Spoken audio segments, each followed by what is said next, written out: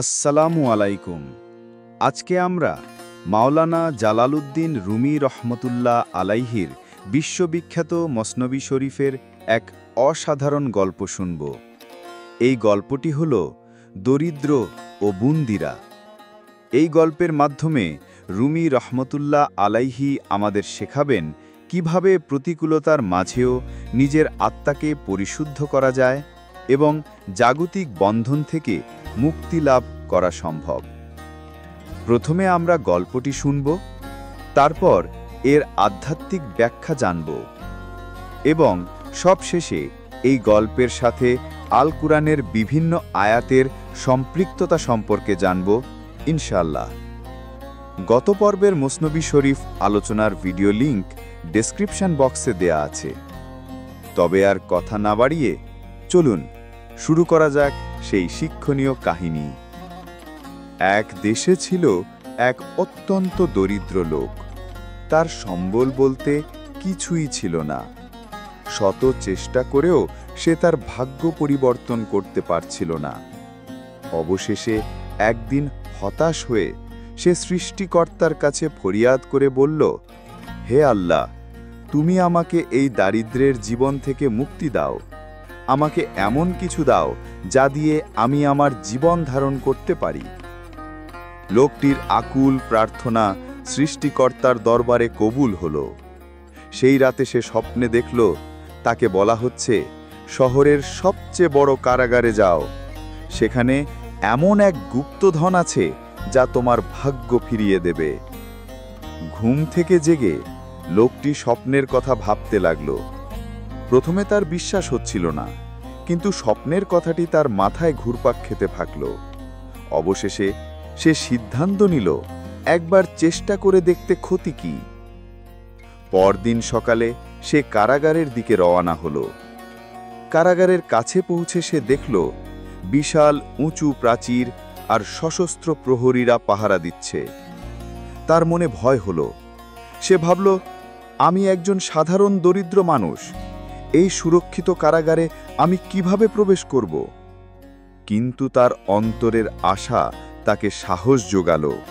সে কারাগারের আশেপাশে ঘুরতে লাগল এবং সুযোগ খুঁজতে লাগল। সে দেখল প্রতিদিন সকালে খাবারের জন্য একটি গাড়ি কারাগারের ভিতরে যায়। সে চিন্তা করল এই গাড়ির সাথে লুকিয়ে ভেতরে প্রবেশ করা যেতে পারে। পরিকল্পনা অনুযায়ী সে পরদিন খুব ভোরে কারাগারের কাছে এসে লুকিয়ে রইল।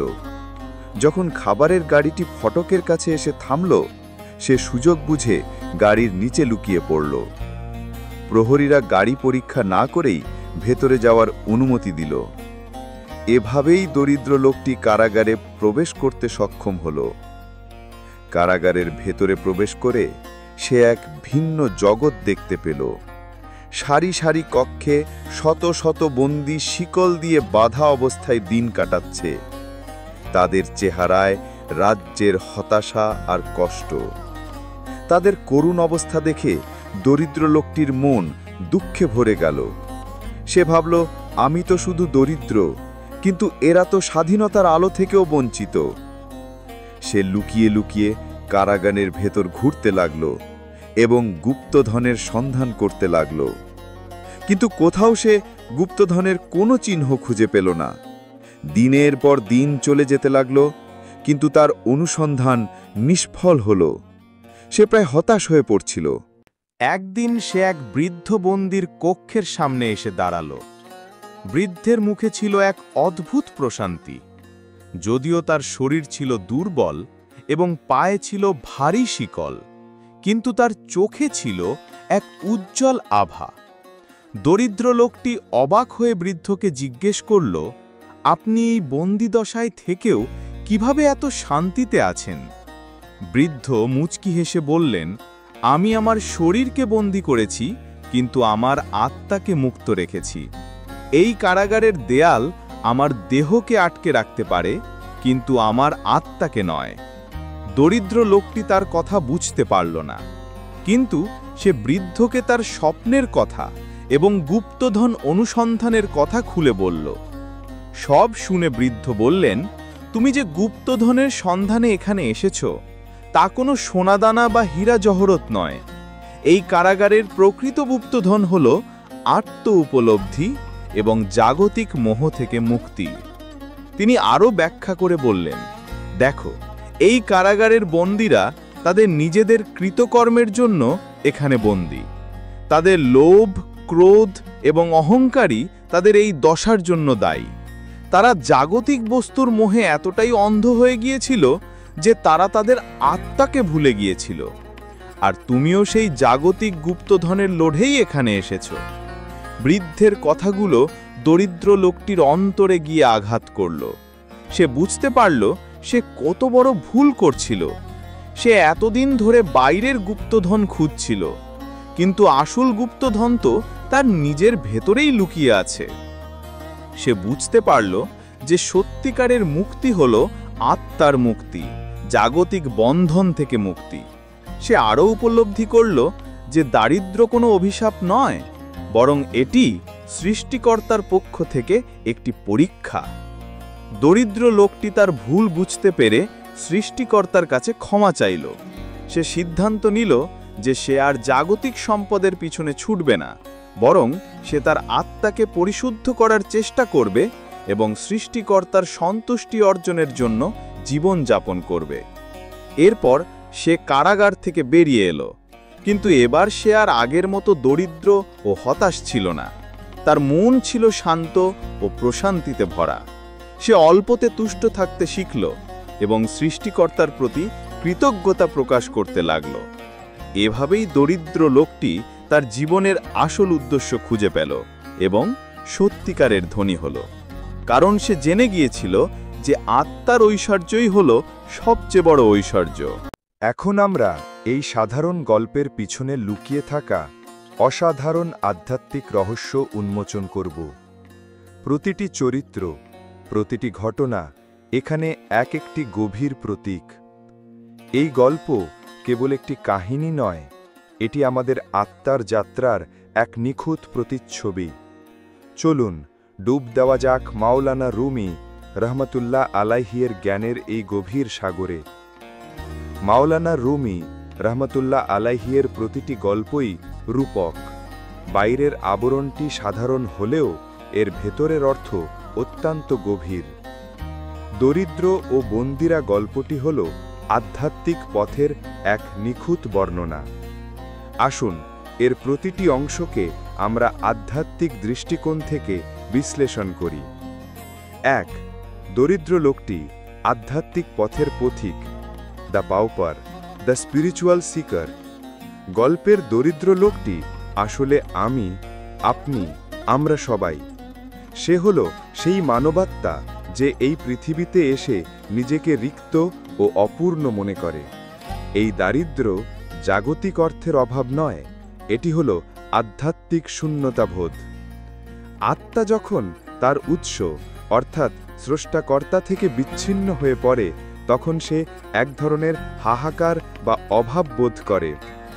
এই অভাবই তাকে অনুসন্ধানী করে তোলে। দরিদ্র লোকটির স্রষ্টাকর্তার কাছে প্রার্থনা হল সেই আত্মার আকুতি যা তার আসল ঠিকানায় ফিরতে চায়। ২. কারাগার, পার্থিব জগৎ এবং নফসের বন্ধন, the prison, the material world and the chains of the ego. গল্পের কারাগারটি হল এই পার্থিব জগৎ বা দুনিয়া। এর উঁচু প্রাচীর এবং প্রহরীরা হল জাগতিক মোহ, মায়া এবং সামাজিক প্রথা যা আমাদের আত্মাকে আবদ্ধ করে রাখে। তবে এর আরও গভীর অর্থ হল এই কারাগারটি আমাদের নিজেদের ভেতরেই অবস্থিত। এটি হল আমাদের নফস বা প্রবৃত্তি, আমাদের অহংকার, লোভ, ক্রোধ, হিংসা এবং বাসনার জেলখানা।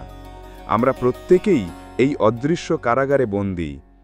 দরিদ্র লোকটি যেমন গুপ্তধনের লোভে এই কারাগারে প্রবেশ করেছিল, আমরাও তেমনি জাগতিক সুখ, সম্পদ এবং খ্যাতির লোভে আমাদের নফসের কারাগারে স্বেচ্ছায় বন্দী হই। ৩.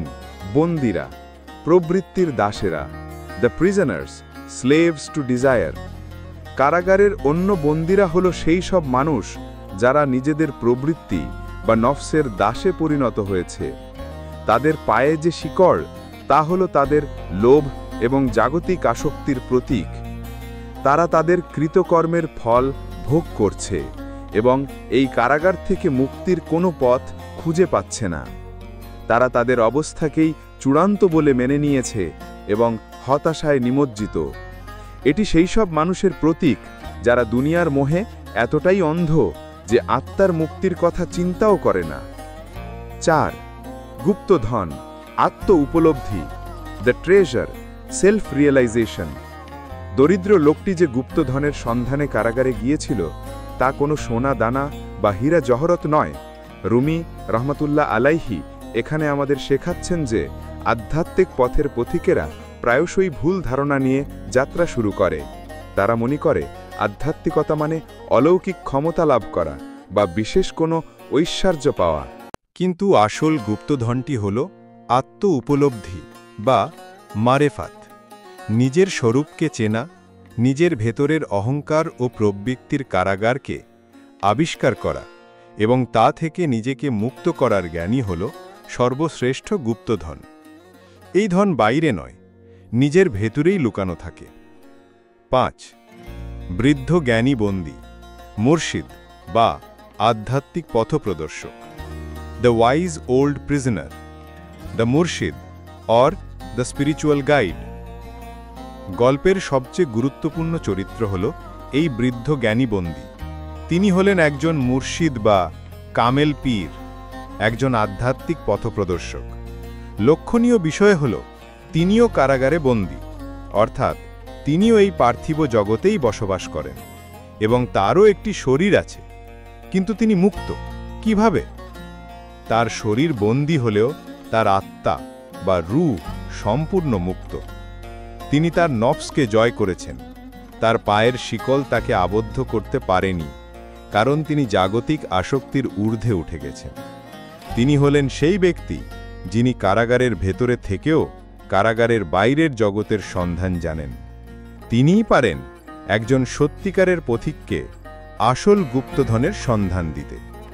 দরিদ্র লোকটির সাথে তার কথোপকথন হল একজন মুরিদ এবং মুর্শিদের মধ্যকার জ্ঞান আদান প্রদানের প্রতীক।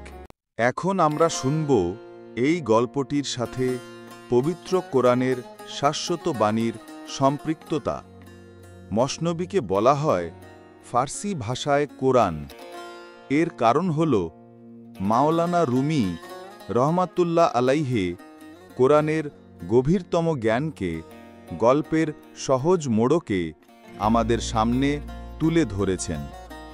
চলুন সেই ঐশী সংযোগগুলো আবিষ্কার করি। 1. দরিদ্র লোকটি এবং মানুষের আধ্যাত্মিক রিক্ততা।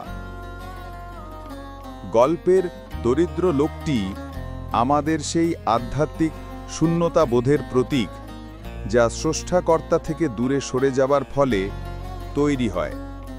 সে নিজের এই দারিদ্র্য বা অপূর্ণতা দূর করার জন্য আল্লাহর কাছে সাহায্য চায়।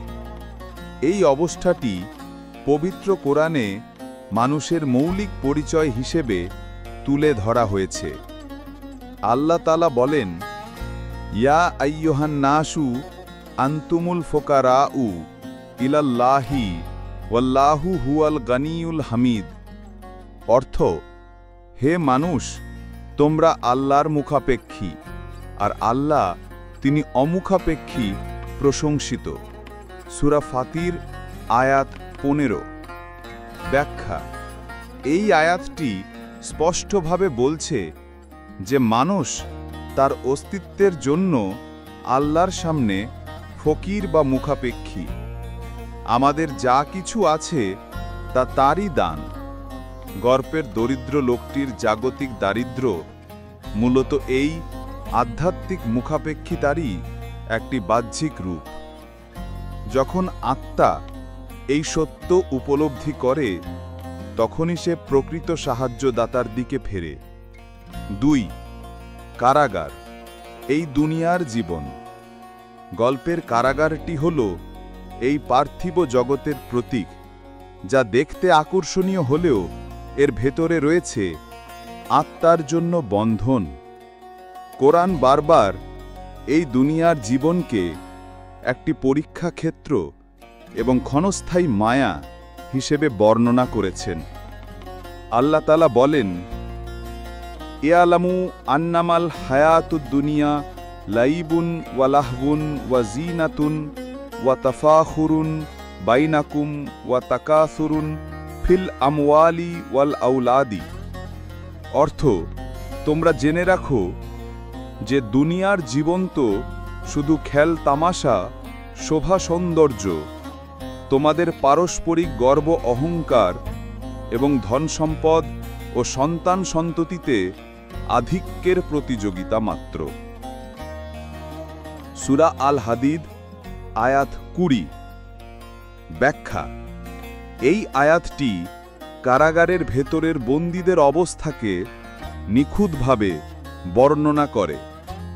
তারা যেমন নিজেদের দুঃখ কষ্ট ভুলে থাকার জন্য একে অপরের সাথে ব্যস্ত থাকে, তেমনি দুনিয়ার মানুষও খেল তামাশা, সৌন্দর্য এবং ধন সম্পদের মোহে নিজেদের আসল উদ্দেশ্য ভুলে যায়। এই আসক্তিগুলোই হল সেই শিকল যা আত্মাকে বেঁধে রাখে। 3. বন্দীরা, নফস বা প্রবৃত্তির দাসেরা। কারাগারের বন্দীরা হল সেই সব মানুষের প্রতীক যারা নিজেদের প্রবৃত্তি বা নফস এর দাসে পরিণত হয়েছে। কোরআন মজিদে নফসের এই মন্দপ্রবণ রূপকে নফসে আম্মারা বা মন্দ কাজ প্রবণ প্রবৃত্তি বলা হয়েছে। হযরত ইউসুফ আলাইহিস সালামের ভাষায় কোরআনে এসেছে, ওয়ামা উবাররিউ নাফসি ইন্নান নাফসা লিয়া মারাতুন বিসুহি ইল্লা মা রহিমা রাব্বি। অর্থ, আর আমি আমার নফসকে নির্দোষ মনে করি না, নিশ্চয়ই নফস মন্দ কাজের নির্দেশই দিয়ে থাকে, কিন্তু সে ছাড়া যার প্রতি আমার রব দয়া করেন। সূরা ইউসুফ আয়াত 53। ব্যাখ্যা: এই আয়াতটি নিশ্চিত করে যে মানুষের প্রবৃত্তি তাকে মন্দের দিকেই টানে। কারাগারের বন্দীরা এই নফসের নির্দেশ অনুসরণ করার ফলেই বন্দী হয়েছে। তাদের লোভ, ক্রোধ এবং অহংকারই তাদের শিকুল। যে ব্যক্তি এই নফসের বিরুদ্ধে সংগ্রাম করে না, সে তার নিজের ভেতরেই একজন বন্দী। 4. আসল গুপ্তধন, আত্মার পরিশুদ্ধি বা তাজকিয়া।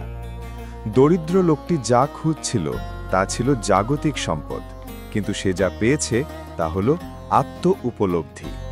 কুরআন আমাদের শেখায় যে সত্যিকারের সফলতা ও সম্পদ হল আত্মার পরিশুদ্ধি বা তাজকিয়া।